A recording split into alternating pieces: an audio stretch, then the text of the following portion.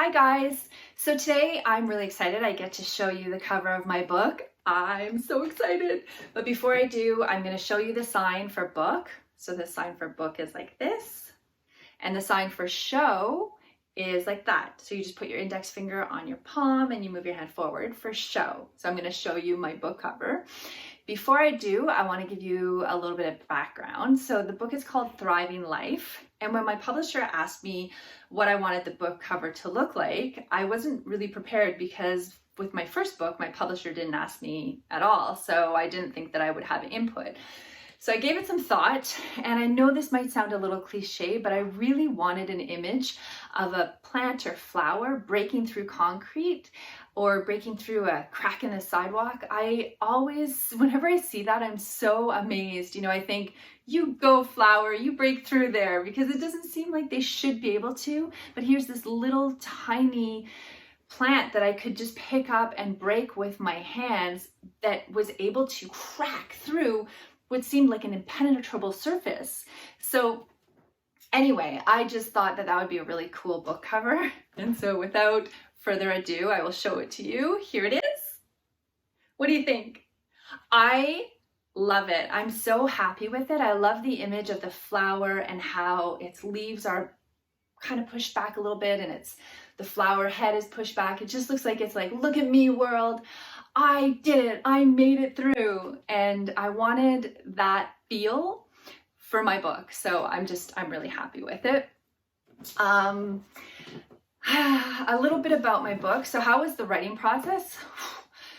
Hard. It was really, really hard. It was emotional and draining and exhausting and cathartic and healing and so many words to describe all of the crazy feelings I was having when I wrote it. And I hope that something in the book will resonate with the reader, because so many times we share our experiences, and it's with those shared experiences that we start to kind of begin to heal, because we learn from one another. So I had told you before that I went back to school to get my psychotherapy degree because I wanted to come at this book from an educated standpoint and also from a personal standpoint. So I have two frame of references of how to deal with certain situations. And in the book, I talk about really a variety of things. So for example, one chapter is if you do nothing, nothing happens. And the catalyst behind this was I had applied to teachers college and I got rejected after rejected after rejected. And I thought, do I just give up, or do I make it happen for myself? So a lot of us, and I've met a lot of people over the years who they have these ideas of things that they want to do, but they just don't take the steps to make it happen. They wait to see if something will happen for them. And I'm encouraging you to not let that happen. You need to actively make things happen in your life. So I have a chapter on that.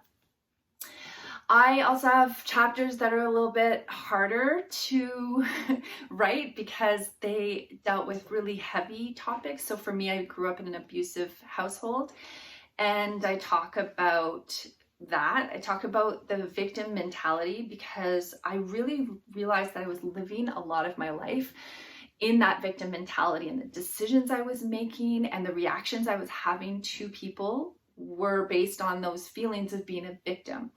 And when I did a lot of soul searching and realized that those people who victimized me were no longer in my life, and yet they were still affecting my current day life, I wanted that to stop. And so I talk about how to make that stop, and we really kind of dig deep into that.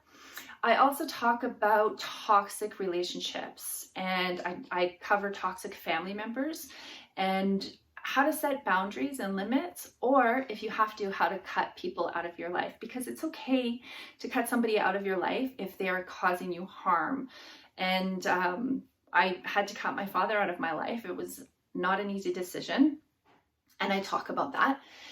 I had to set boundaries and limits with my brother, who I loved very, very much, but he was very toxic for me, and it just sucked me down, made me very emotional.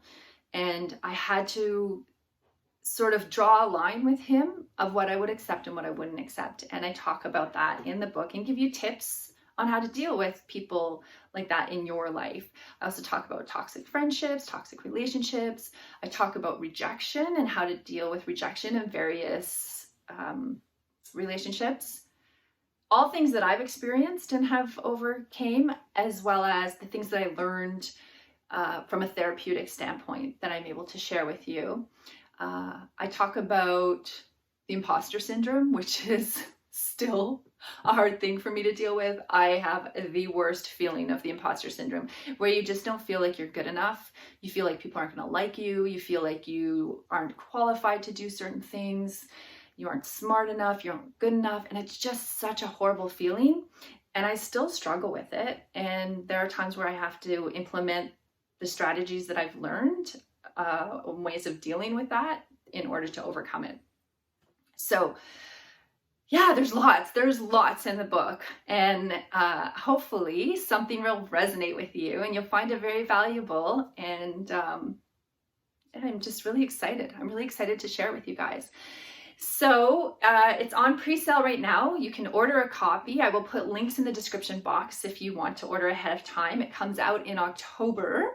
I will let you know closer to that date as well, but I am beyond excited to share this with you guys. So thank you for indulging me. I will show you those signs again. So the sign for book, like this, the sign for show, because I was super excited to show you, show. And that's it. If you aren't already subscribed to my channel, please be sure to do so. Click that bell button to be notified when I post new videos. And as always, I really appreciate you sticking around and watching my videos. Have a great day, everyone. Bye for now.